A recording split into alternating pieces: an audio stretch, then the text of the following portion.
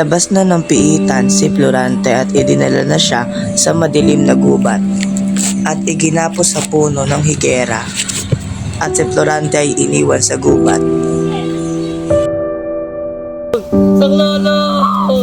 Tulong! Okay, laking hirap nitong nakapasan sa akin. Nag-iisang pag-ibig sa akin ay pinagkait. Lubos ang inago ng aking amang taksil at sakit.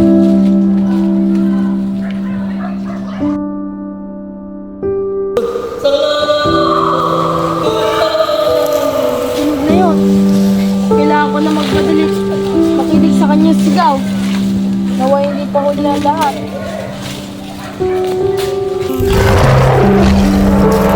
Kayo! Balis kayo!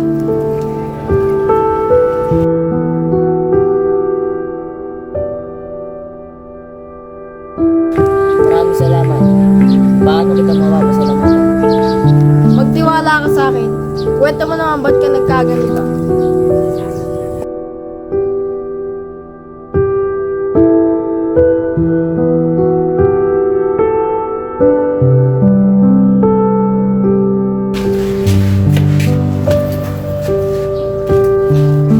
Florante, anak! Anak! Anak! Ako ang bahala sa bawin na yan.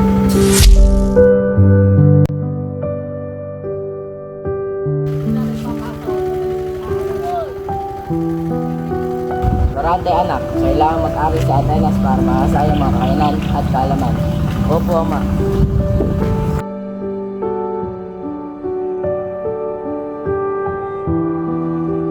Maligayang pagdating sa Atenas, Florante.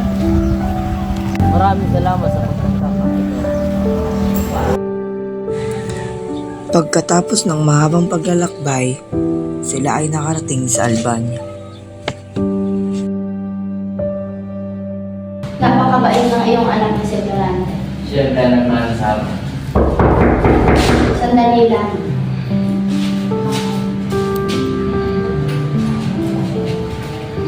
Dok Briseo, narito po ang iyong anak na si Florante.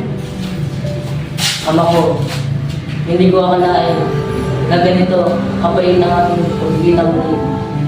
Ano ko, sinupok tayo ng tadhana. Marahil nga, ama. Ama, may gusto ko akong ipakilala sa inyo. Siya po ang aking kaibigan, si Menando.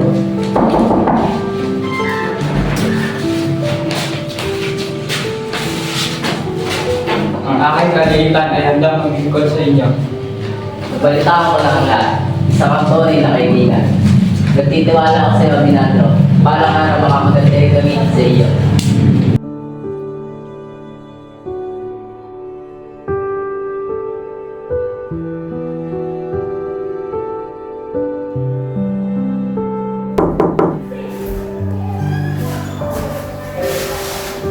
Dok, nandito na po ang sugo. Galing na po ako sa palasyo ni Haring Liseo na siyang may sabi ni Marco. Aalis na po ako. Ano ang sinabi, ama? Ito ay galing sa iyong minuno na siyang isang monarko sa Platona. Kailangan niya ang tulong ni Haring sa iyo. Ano ang basta mo, mahal na Dok? Hindi nag-aksaya ng sandali ang mag-ama.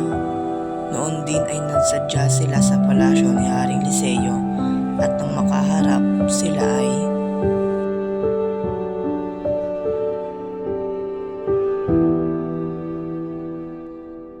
Mabuti at nagsadya ka agad sa akin. Ang Crotona ay nangangailangan ng ating tulong.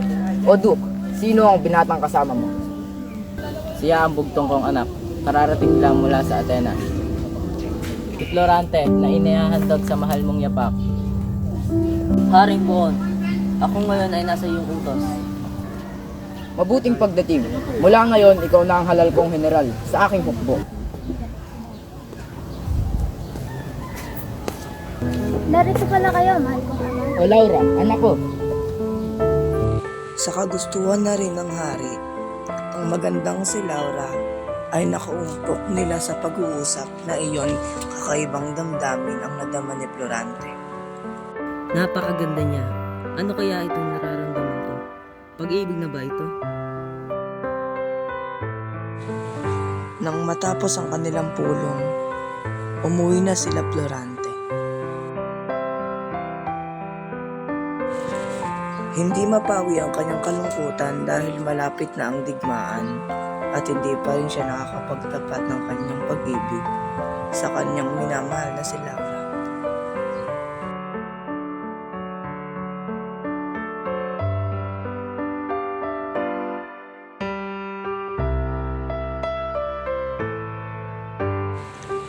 Kinabukasan, ang hukbong patungo sa Crotona ay handang-handa na.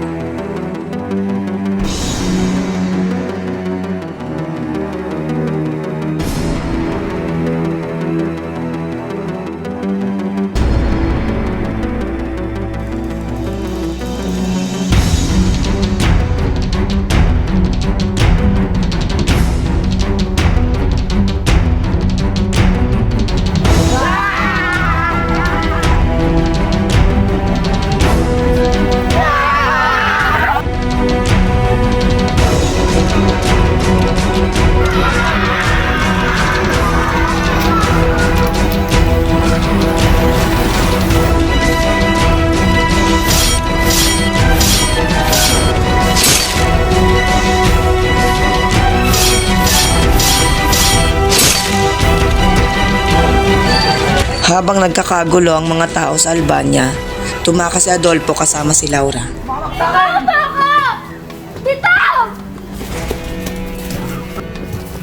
Akin ka na ngayon! Tama ka, Limaw! Tigilan mo siya, nilalang! Isa kang halimaw! Ito ang nababali sa iyo!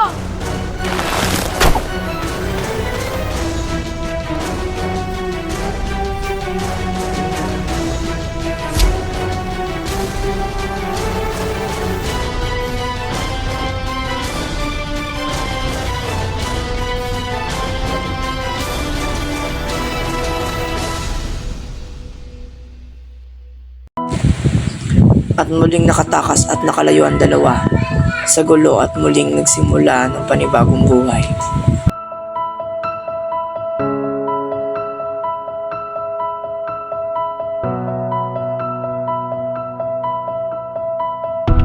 Itong digmaang di kurungan, patuloy ang laban, di ka pababayaan. Pusong sandata, pag-ibig ang bala, ikaw ang aking tagumpay.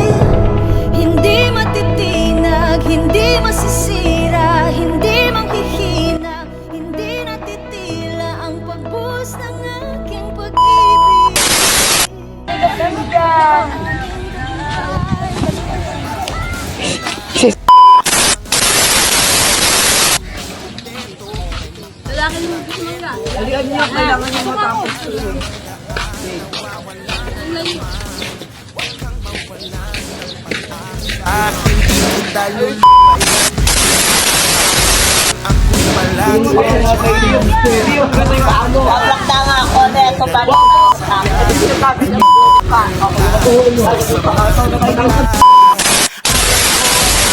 Buhay, magsisilbing patnubay. Di ako naniniwala sablay ka ang buhay. Halika rito at makinig kanino. Karating ng liwanag, palikuran ang mundo. Go!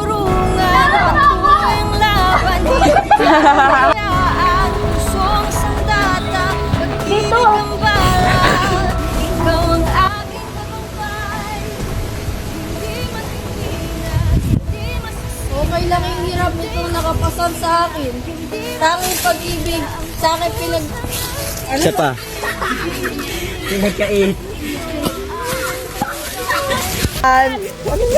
Oo. 1, 2, 3, go!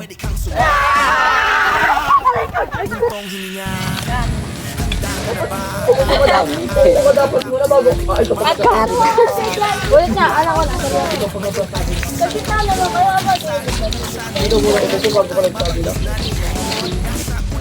1, 2, 3, go!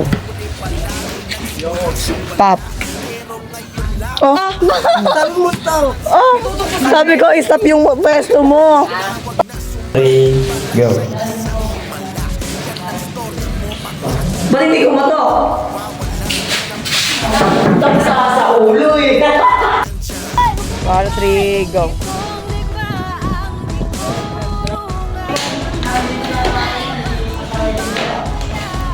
Sino ko isa? Wala.